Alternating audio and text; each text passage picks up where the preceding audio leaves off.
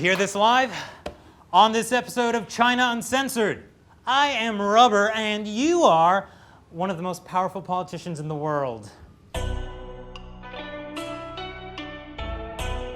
Hello and welcome to China Uncensored. I'm your host, Chris Chappell. Did everyone have a good Labor Day? We need to make them believe this is a live studio audience. I spent my Labor Day at the half-off Ray-Ban sale. But while the rest of America was taking one last trip to the beach, President Obama was hard at work at the G-20 summit in scenic Hangzhou, China. What makes it scenic is that you can actually see it. Unlike other cities in China where you can measure smog by the pound. In fact, the Hangzhou government recently issued a reminder to visitors from other parts of China. No need to worry, that big ball of fire in the sky is just the sun. So, President Obama was in Hangzhou for the G20 summit, which is the annual meeting of leaders of the world's 20 biggest economies. China's state-run media declared the summit a huge success and proved it with a slideshow of Xi Jinping shaking hands with other world leaders. I know they're trying to make Xi Jinping look powerful, but I gotta say, with every photo, he looks more and more like he has to pee.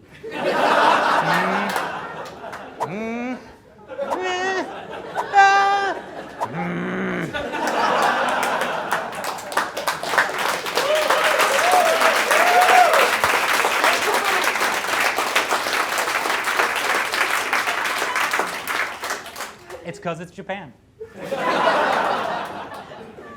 And it was also a success according to this Reuters article because open confrontation was largely avoided. Setting the bar pretty low there. That's like saying Thanksgiving was a success this year because Aunt Marge didn't get drunk and accuse Uncle Al of making her give up her dreams of being an artist. Again. The success of the G20 is good news for Chinese authorities, who congratulated themselves on their speed gentrification of Hangzhou. They made the city appear clean, upwardly mobile, and harmonious.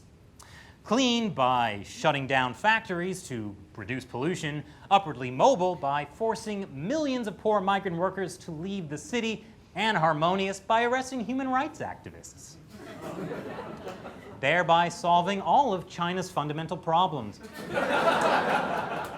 After all, if you can't see it, it doesn't exist. Which is the way I approach my student loan debt. We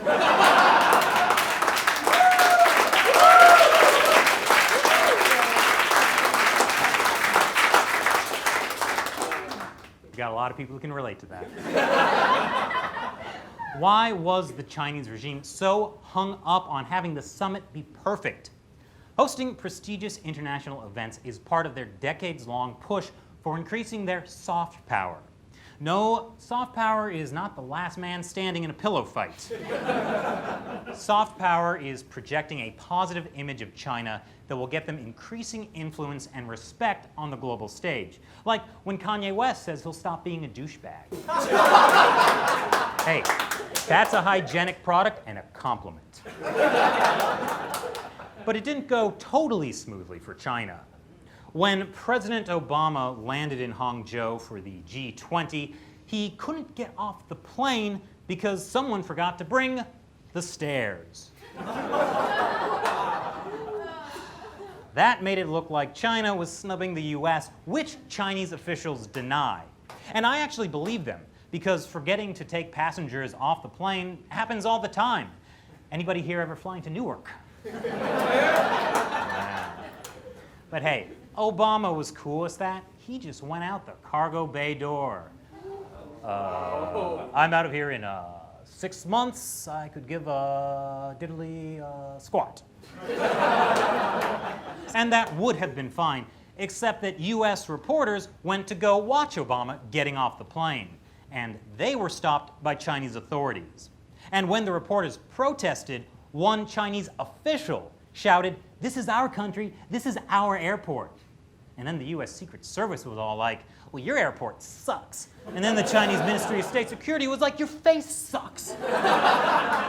And then the US State Department was all like, fine, China, we won't sit with you at the G-20 lunch table, and neither will Germany or France.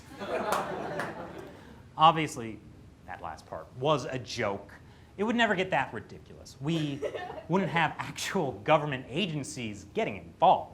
But, actually, Chris?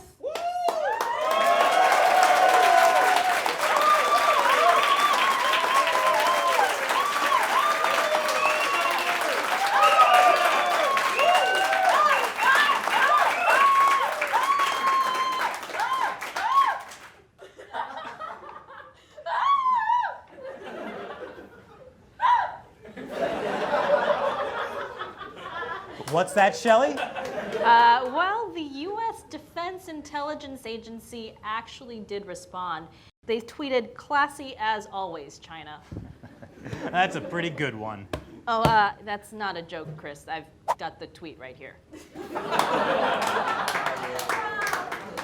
Wow, I guess global politics really is like middle school. How did Chinese officials respond? Well, luckily, Twitter's banned in China.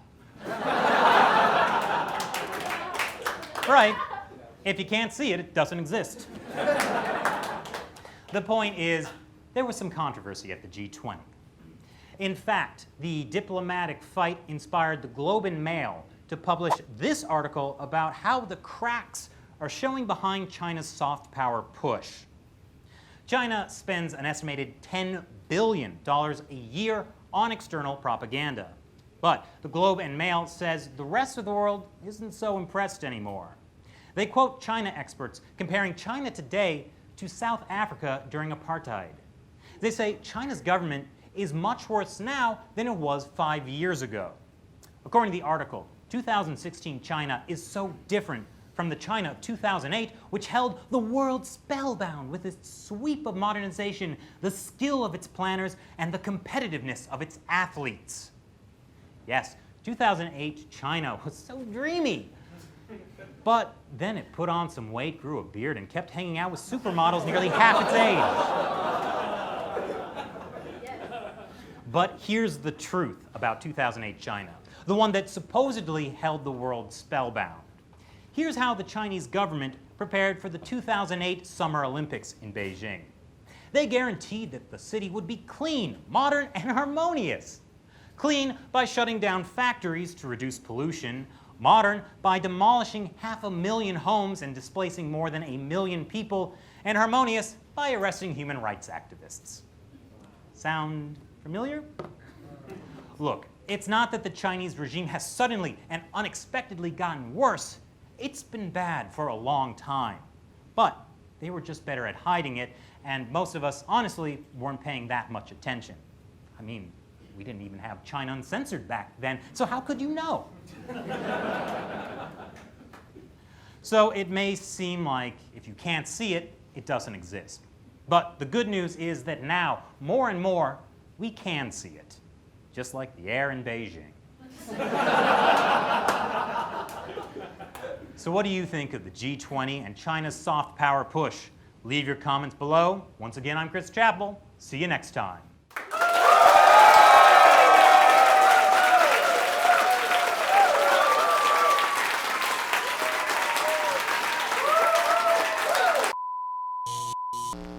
This episode was filmed at the YouTube Space in New York before a live studio audience. The YouTube Space is a set of studios that YouTube provides for free to content creators like me.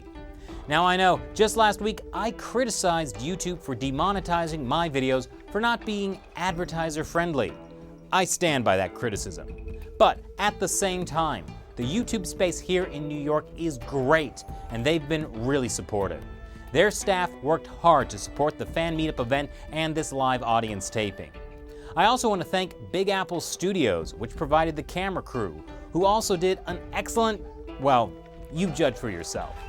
And I want to thank you, my amazing viewers and Patreon supporters, for helping me get here and support a really talented team.